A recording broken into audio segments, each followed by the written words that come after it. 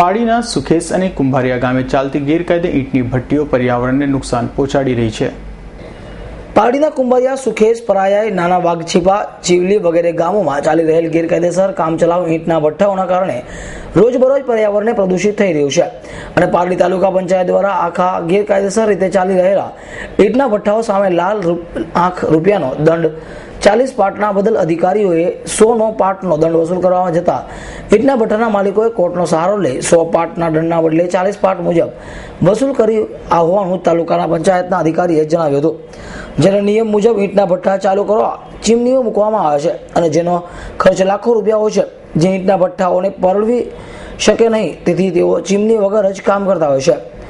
બજારમાં 1000 ઈંટનો ભાવ ₹2800 તુલસીભાઈ જણાવ્યું હતું અને તેમના જણાવ્યા મુજબ આ ઈંટની ભઠ્ઠીમાં કામ માત્ર 8 માસ પૂરતો છે તેમ જણાવ્યું હતું. અશોકભાઈ, દરરોજની કેટલી ઈંટ પડે છે અને શું ભાવ માર્કેટમાં? 3000 ઈંટ પડે રોજ. માર્કેટનો ભાવ અમે ત્યાં ભઠ્ઠા પર વેચીએ, ઘેરની મહેનત કરીને 3000 જેવું આવે. ઈંટ કઈ રીતે બનાવવામાં આવે છે? ઈંટ તો આ મટોડીને બધું મટીરિયલ જોવે. કેટલા દિવસમાં તૈયાર થઈ જાય ઈંટ? 1.5 મહિનો થાય. કેટલા સમયથી અહીંયા કરતા આવ્યા? અહીંયા 4-5 વર્ષથી છે. આપનું નામ? મારું નામ અશોકભાઈ. હા, એકદમ મંદી છે. શું કેવું? તો શું ભાવ? 1000નો ભાવ? 1000નો છે 28 જેવું. કેટલી ઈંટ પાડી જાય દરરોજની? દરરોજની ક્યાં 2000 ઈંટ નીકળે. બસ. ને ક્યાં એને આપો છો? અહીંયા સપ્લાય ક્યાં કરો છો? સપ્લાય તો ગરીબ માણસ ચોપડામાં એમ તો લઈ જાય. રોજનું કેટલું કમાઈ લો છો? કાંઈ કમાય નહીં. એકદમ મહેનત કરીએ તે મળે બસ. કેટલા જણા કેટલા કામ કરો છો અહીંયા? 2 વ્યક્તિ છે.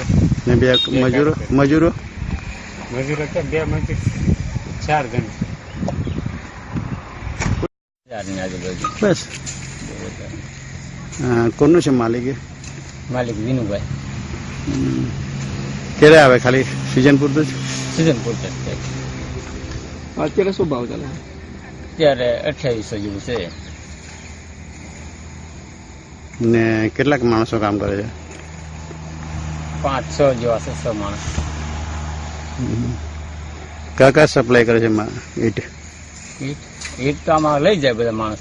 સપ્લાય તો કઈ એવું નહીં. દિવસમાં કેટલી પડે છે ઈંટ? દિવસમાં 1000 ની આજુબાજુ, 1500 બસ. આપનું નામ? જયવંતભાઈ. અમૃત પટેલ, S9 ન્યૂઝ, પારડી.